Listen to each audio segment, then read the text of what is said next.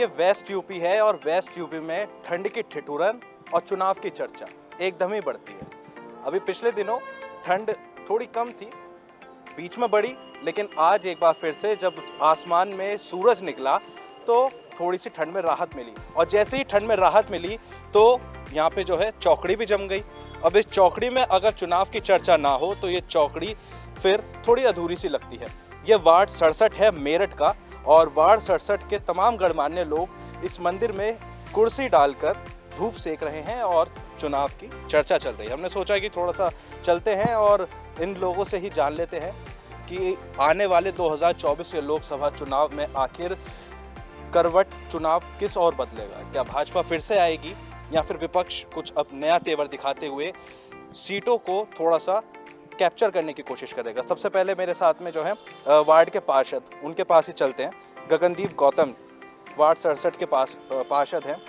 गगनदीप जी, आपने यहाँ पे जो है जब चुनाव लड़ा था, पहले आप भाजपा में थे लेकिन चुनाव आपने निर्दलीय लड़ा, क्या वजह थी उसकी? देखिए, भाजपा से कोई बैर तो नहीं है मेरा, लेकिन टिकट का जो आकलन था वो पार्टी द्वारा अनदेखी की गई। उस अनदेखी का जो है उसके बाद में फिर जनता की मांग पर और पब्लिक की डिमांड पर ही चुनाव लड़ा गया और उसका परिणाम आप सबके सामने है। तो भाजपा ने क्या अनदेखी करी? आपने, चूँकि मैं भी आपको बहुत समय से जानता हूँ, बहुत समय से आप पार्टी से जुड़े हुए थे, लेकिन ऐसा क्या हुआ कि पार्टी ने जो है बिल्कुल अनदेखी कर दी और आपने जो है भाजपा का दामन छोड़ दिया? नहीं, दामन बिल्कुल नहीं छोड़ा भैया। भाजपा में हूँ मैं, आज भी भाजपा की विचारधारा से जुड़ा हुआ हूँ। और वो शीर्ष नेतृत्व की बात है कि भैया वो टिकट किसे देंगे या किसी को नहीं देंगे, ये उनका अपना फैसला था। बाकी क्षेत्र का जो फैसला था वो सरमाथे सभी ने रखा है और परिणाम भी आप सभी ने देखा है उसका। अच्छा, अब ये बताइए कि अब जो है 2024 का चुनाव है लोकसभा, तो उसको लेकर जो है वार्ड में किस तरीके की तैयारियां हैं?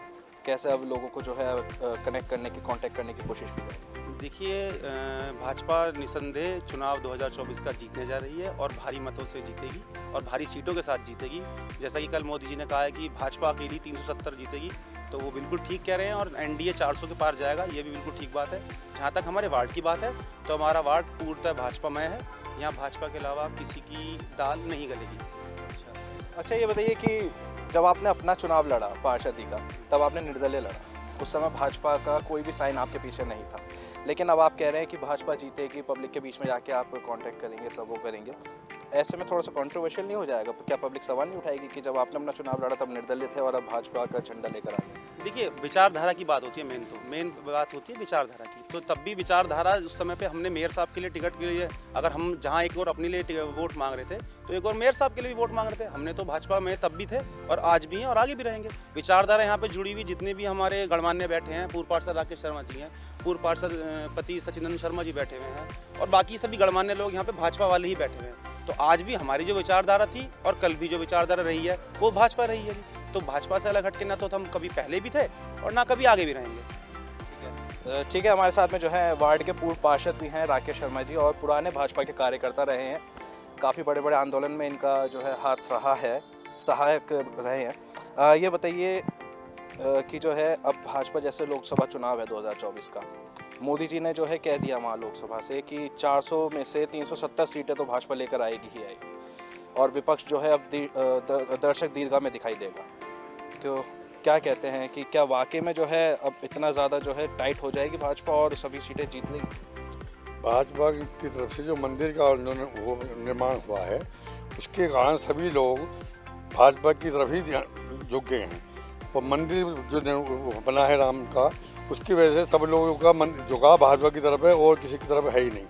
और मंदिर के आंदोलन को लेते हुए जो उन्होंने वादा करा था मंदिर निर्माण का, वो निर्माण पूरा करा है, इसलिए भाजपा की तरफ सब लोगों का रुझान है। और हम सब वार्ड के जितने भी कार्यकर्ता भाजपा के, सब भाजपा के साथ हैं। मगर ये है कि विपक्षी पार्टी जो है राहुल गांधी लगातार जो है भारत जोड़ो न्याय यात्रा कर रही है, तो क्या लगता है कि वाकई में पब्लिक थोड़ा सा जुड़ेगी उनके साथ में और भाजपा को यहाँ टक्कर दे पाएगी कांग्रेस? ऐसा कुछ नहीं है, ये एक नौटंकी है। और मेरे विचार से जो मोदी जी आज की तारीख में इतना कार्य कर रहे हैं, वो शायद ऐसा कोई प्रधानमंत्री होगा पिछला जो इतना समय और इस जनता को की जो योजना है उनको अमल हो रही है। जितनी योजना इन्होंने चलाई हैं आयुष्मान योजना चलाई है, सिलेंडर की योजना चलाई है, तो सब में सफल हुए हैं और इनके कार्ड वाइज सबके खातों में अपना अपना पैसा है। किसान खुश है, ऐसा नहीं है कि किसान खुश नहीं है। सबके जो इन्होंने घोषणा करी थी वो धीरे धीरे पूरी हो रही है और जो है वो आज भी अब भी वो कार्य चल रहा है। ठीक है, अभी बजट आया था 1 तारीख में केंद्र का, कल जो है प्रदेश का बजट आया। दोनों ही बजट में हमने देखा किसानों के लिए तो कुछ नहीं था खास बजट में, और किसानों का कहना ये है कि खाते में भी उनके पैसे नहीं आ रहे प्रॉपर। तो क्या कहेंगे इसके बारे में? देखिए, कुछ गलतियां अधिकारियों से हो सकती हैं, पर जो गलतियां वो सुधारी जाएंगी और हम अपने जितने भी हमारे यहाँ सांसद हैं और विधायक हैं उनसे हम के कार्यकर्ता अपनी उसको बात को रखेगा और उसे ठीक करेगा, सुधारेगा। देखिए, बात मेरा सवाल अभी भी वहीं पे ही है कि अधिकारी की गलती होगी, लेकिन जो बजट हमने देखा उसको कैसे नकार सकते हैं? ना बजट में केंद्र में कुछ किसानों के लिए था, ना प्रदेश के बजट में कुछ था। तो क्या कहेंगे, इसमें अधिकारी की गलती है या फिर बजट में जो है सरकार ने किसानों को जो है नकार दिया साइड पर? देखिए, जो भी बजट सरकार ने निकाला है वो सब समाज के लोगों को देख के निकाला है और इसमें सर्व समाज के लोग खुश हैं।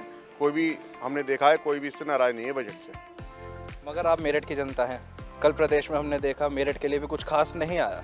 क्या कहेंगे उसके बारे में? नहीं, मेरठ के लिए बहुत कुछ है। हमारे सब डेवलपमेंट हो रहा है, एक्सप्रेसवे आ रहा है, उसके लिए भी बजट आया है। प्रदेश सरकार ने भी दिया है और केंद्र सरकार ने भी दिया है। एयरपोर्ट के लिए शायद उसमें कहना भूल गए। एयरपोर्ट की मांग बहुत पहले से है, यहाँ तक कि जो है राज्यसभा सांसद है डॉक्टर लक्ष्मीकांत वाजपेयी, वो लगातार उसके लिए काम कर रहे थे, लेकिन फिर भी इस बजट में जो है एयरपोर्ट के लिए कुछ खास नहीं आया। देखिए, सब चीज़ें एक साथ नहीं होती, डिमांड चलती रहती है और शायद आगे बिल्कुल जल्दी होएगा काम। अच्छा, अब जो है एक चीज़ और है, विपक्ष अब इस बात का भी मुद्दा उठा रहा है कि जो चुनाव है वो बैलेट पेपर से होने चाहिए। आप काफ़ी पुराने हैं, बैलेट पेपर का ज़माना भी आपने देखा होगा, तो क्या लगता है कि क्या बैलेट पेपर ठीक है, उसी का आना ठीक है, या फिर ईवीएम जो है जिस पर विपक्ष सवाल उठाता है कि ईवीएम जो है कैप्चर्ड हुई है भाजपा के तरफ से, तो उस पर क्या कहना चाहेंगे? क्या बैलेट पेपर पर चुनाव हो या ईवीएम? मैं तो ईवीएम पे ही कहूँ कि ईवीएम पे ही चुनाव होना चाहिए और इसमें कोई कैप्चर वाली बात नहीं होती है। और जगह भी तो ये निर्दलीय जीतते हैं, आप ये देखिए। जरूरी थोड़ा है कि भाजपा की सीट ही आती है हर जगह। ईवीएम से तो पूरे यहीं देश में चुनाव होता है ना। हाँ, तो क्या हुआ, तो ईवीएम बहुत बढ़िया चीज़ है।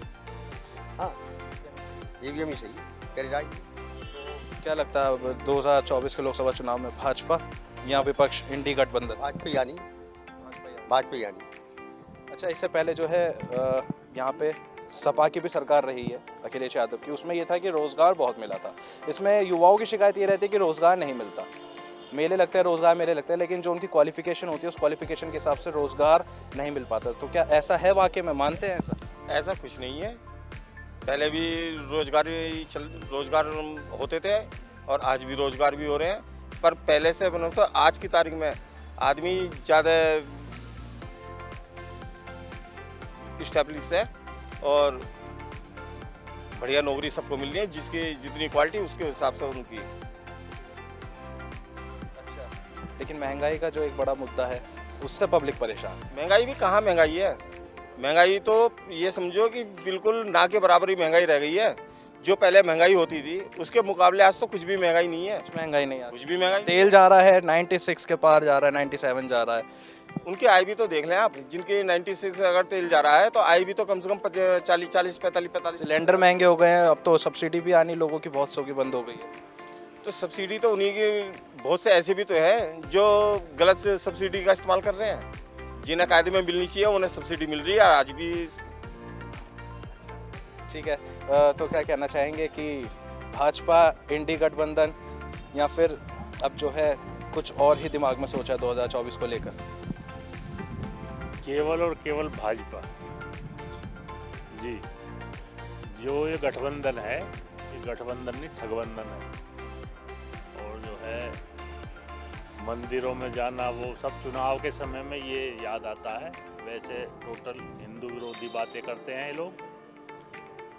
और जो है यहाँ केवल बीजेपी की ही वोटें हैं और किसी की नहीं। बीजेपी मतलब जो भाजपा लहर है वो भाजपा लहर हम मान के चले कि हाँ भाजपा लहर ही रहेगी 2024 में भी। भाजपा पूर्ण बहुमत से जीतेगी।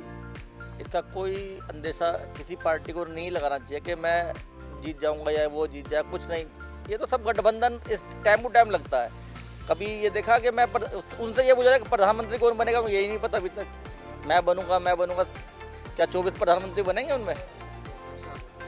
अगर 24 प्रधानमंत्री बनेंगे तो हमें बता दीजिए एक महीने कौन बनेगा, अगले महीने कौन सा बनेगा, या अगले साल कौन बनेगा, उसका डिसीजन तो दो पहले हमें। यही नहीं पता। और भाजपा में तो है कम से कम एक प्रधानमंत्री है, वो उसकी नीति साफ है, पहले देश है बाद में कुछ है। नहीं तो देखिए मुद्दा अभी भी वहीं पे ही है, महंगाई हो गया, रोजगार हो गया, ये सवाल जो है खड़े हुए हैं आज भी, उसको कैसे देखा जाए? आप ये देखिए महंगाई, आप सब महंगाई करते हैं, महंगाई कहाँ है? पेट्रोल जब अटल बिहारी वाजपेयी जी छोड़ गए थे 35 रुपये लीटर पेट्रोल था, और 10 सालों में क्या रेट हुआ? 87 रुपये लीटर।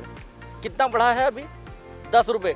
जबकि मोदी जी 10 साल रह चुके हैं प्रधानमंत्री, 10 रुपये बढ़े हैं। 10 रुपये कुछ नहीं होते आपकी नज़रों में? 35 और 84, 53 रुपये, 87 रुपये। कितने रुपये बढ़े? 27 रुपये बढ़े।